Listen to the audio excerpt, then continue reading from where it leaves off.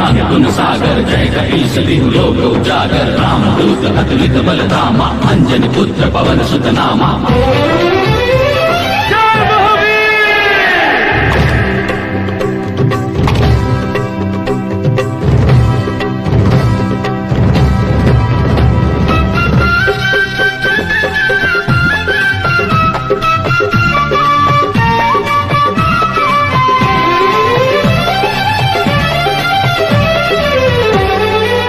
भासी जाऊथिला मेघा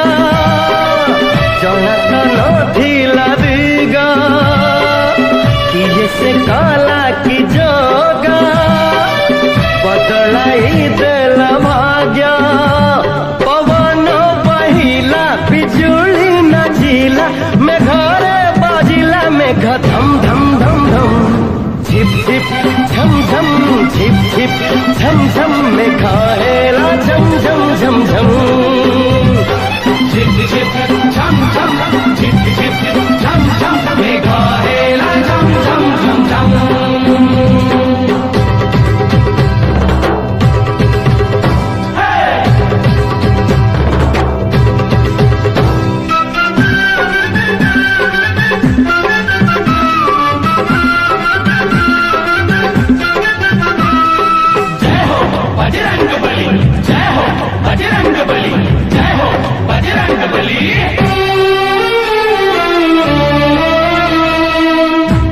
चालू थिला एका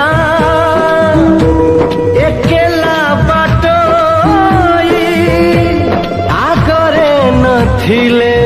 केही पछरे